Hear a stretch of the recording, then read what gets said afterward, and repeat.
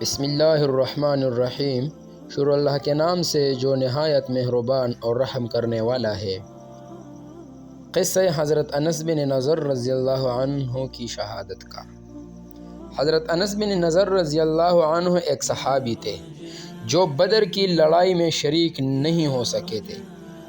ان کو اس چیز کا صدمہ تھا، اس پر اپنے نفس کو ملامت کرتے تھے کہ اسلام کی پہلی عظیم الشان لڑائی اور تو اس میں شریک نہ ہو سکا۔ اس کی تمنا تھی کہ کوئی دوسرا لڑائی ہو تو حوصلے پورے کرو۔ اتفاق سے احد کی لڑائی پیش آ گئی، جس میں یہ بڑی بہادری اور دلیری سے شریک ہوئے۔ احد کی لڑائی میں اول تو مسلمانوں کو فتح ہوئی، مگر آخر میں ایک غلطی کی وجہ سے مسلمانوں کو شکست ہوئی۔ وہ غلطی یہ تھی کہ حضور نبی کریم صلی اللہ علیہ وسلم نے کچھ آدمیوں کو ایک خاص جگہ مقرر فرمایا تھا کہ جب تک میں نہ کہوں اس جگہ سے نہ ہٹنا، کہ وہاں سے دشمن کے حملے کرنے کا اندیشہ تھا۔ جب مسلمانوں کو شروع میں فتح ہوئی تو کافروں کو بھاگتا ہوا دیکھ کر یہ لوگ بھی اپنی جگہ سے یہ سمجھ کر ہٹ گئے کہ اب جنگ ختم ہو چکی، اس لیے بھاگتے ہوئے کافروں کا پیچھا کیا جائے اور غنیمت کا مال حاصل کیا جائے۔ اس جماعت کے سردار نے منع بھی کیا کہ حضور نبی کریم صلی اللہ علیہ وسلم کی ممانعت تھی، تم یہاں سے نہ ہٹو، مگر ان لوگوں نے یہ سمجھ کر حضور نبی کریم صلی اللہ علیہ وسلم کا ارشاد صرف لڑائی کے وقت کے واسطے تھا، وہاں سے ہٹ کر میدان میں پہنچ گئے۔ بھاگتے ہوئے کافروں نے اس جگہ کو خالی دیکھ کر اس طرف سے آ کر حملہ کر دیا۔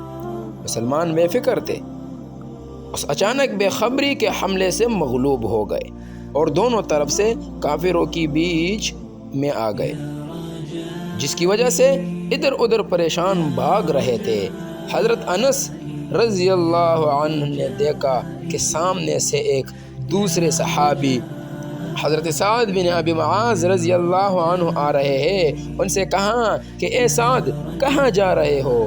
خدا کی قسم، جنت کی خوشبو احد کے پہاڑ سے آ رہی ہے، یہ کہہ کر تلوار تو ہاتھ میں تھی، کافروں کی ہجوم میں گھس گئے اور اتنے میں شہید ہو گئے، واپس نہیں ہوئے۔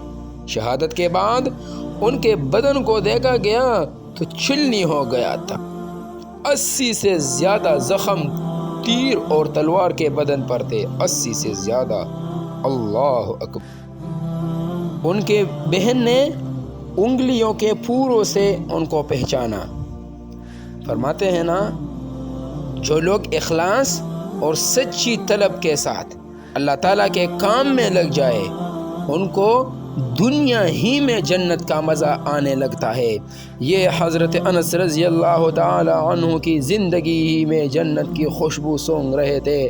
اگر اخلاص آدمی میں ہو جائے تو دنیا میں بھی جنت کا مزہ آنے لگتا ہے۔ امید کرتا ہوں کہ آپ لوگوں کو ویڈیو پسند آئی ہوگی۔